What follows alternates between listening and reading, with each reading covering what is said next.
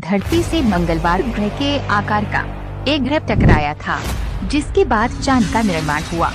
Simulation से पता है कि करीब 4.1 अरब साल पहले चांद अपनी धुरी पर झुकाव महसूस किया, जिसकी वजह से यह 77 डिग्री तक पहुंच गया था। शोधकर्ताओं ने लिखा कि हो सकता है कि उससे पहले चांद पर पानी रहा हो, लेकिन इतने बड़े झुकाव के कारण सभी बर्फ खत्म हो गई होगी।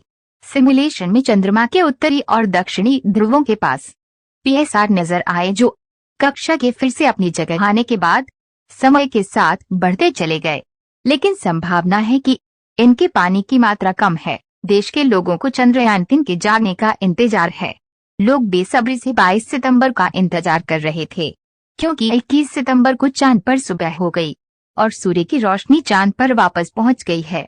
इसके साथ ही इसरो ने प्रज्ञान रोवर और विक्रम लैंडर को जगाने के लिए सिग्नल भेजना शुरू किया। हालांकि अभी तक इन सिग्नल्स को रिसीव नहीं किया गया है। ऐसे में चंद्रयान-3 मिशन का अगला पड़ाव इसरो के लिए मुश्किल भरा दिख रहा है। लोगों की उम्मीदें अब पूरी तरह आज पर टिकी हैं। इसरो ने कहा है कि अब ये प्रयास 23 सितंबर को किए जाएंगे। चंद्रयान-3 के चांद पर सॉफ्ट लैंडिंग के बाद लैंडर विक्रम और प्रज्ञान रोवर ने चांद पर पूरा एक दिन बिता लिया है। इस दौरान विक्रम और प्रज्ञान के साथ गए पेलोड ने इसरो को चांद की सतह के बारे में कई अहम जानकारियां भेजी हैं। वैज्ञानिकों का कहना है कि चंद्रयान-3 मिशन का उद्देश्य पूरा हो चुका है।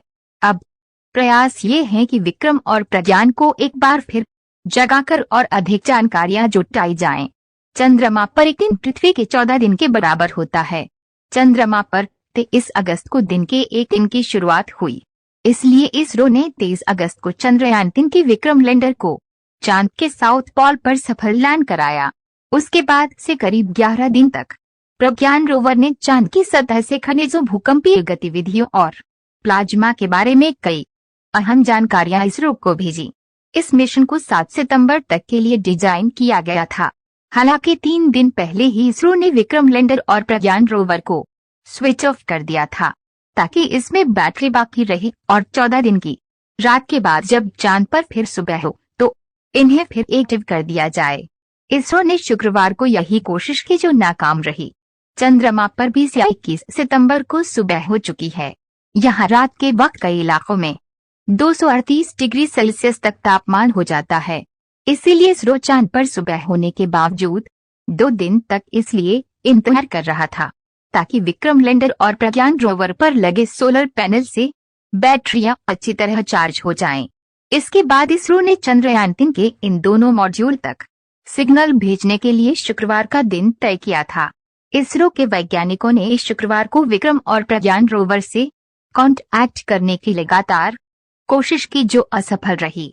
हालांकि इसरो ने ट्वीट कर बताया कि प्रयास जारी रहेगा। इसरो की योजना के मुताबिक अगर लैंडर और रोवर एक्टिव हो गए तो वे पहले की तरह ही चंद्रमा से अतिरिक्त जानकारियां जुटाएंगे और पृथ्वी पर भेजेंगे। इसरो का कहना है कि अगर ऐसा नहीं हुआ तो वे भारत के राजदूत के रूप में वहां हमेशा के लिए पड़े रहेंगे।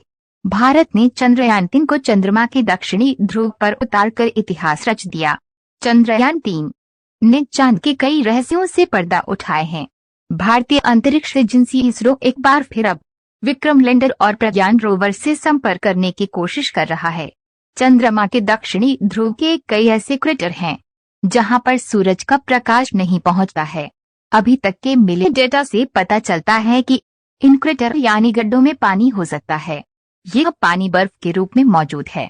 हालांकि एक नए शोध में चौंकाने वाला खुलासा हुआ है। इस शोध के मुताबिक संभावना है कि इनके अंदर पहले की तुलना में पानी कम हो। यह स्थायी रूप से छाए वाले इलाके कहे जाते हैं। भविष्य में इन गड्ढों के पास कई मिशन उतरेंगे, क्योंकि माना जाता है कि इनके अंदर बर्फ है। अंतरिक्ष यात्री इसका इस्तेमाल भविष्य के मिशन के दौरान करेंगे। अगर वैज्ञानिकों को इस काम में सफलता मिल जाती है तो मंगलवार ग्रह के लिए जो मिशन जाएगा वह यहाँ से होकर जाएगा।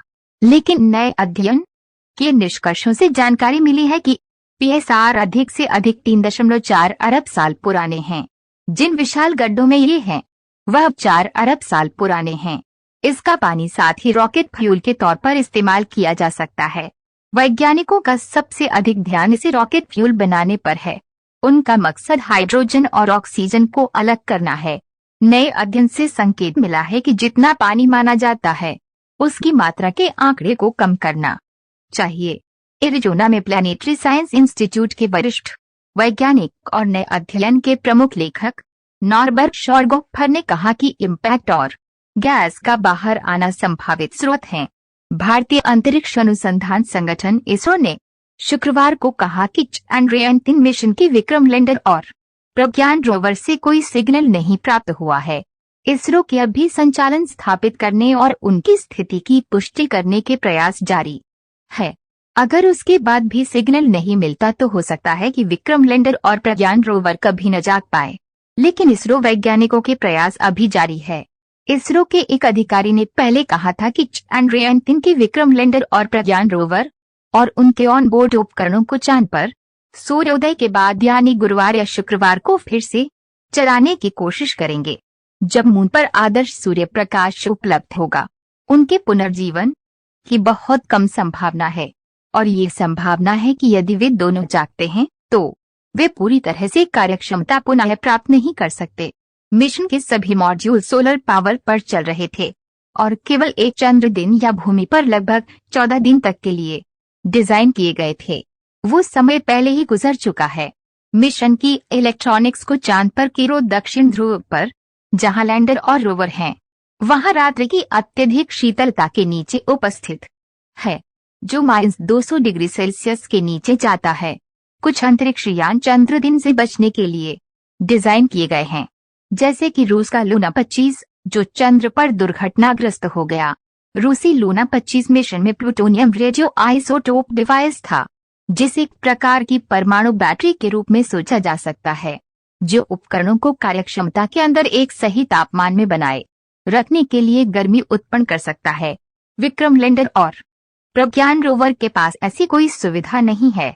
फिर भी चंद्रयान-3 ने अपने मुख्य विज्ञान लक्ष्यों को पूरा करने के बाद इसरो ने मौका लेने का फैसला लिया और लैंडर और रोवर के जीवनकाल को बढ़ाने की कोशिश करने का निर्णय लिया। उन्होंने सभी उपकरणों के संचालन को चंद्र सूर्यास्त से थोड़ी देर पहले बंद कर दिया और उन्हें स्लीप मोड में रख दिया। इसका उद्देश्य था कि यदि बैटरी पूरी तरह से चार्ज हो गई होती तो शायद वे उपकरणों को पूरी तरह से ठंडे रहने के लिए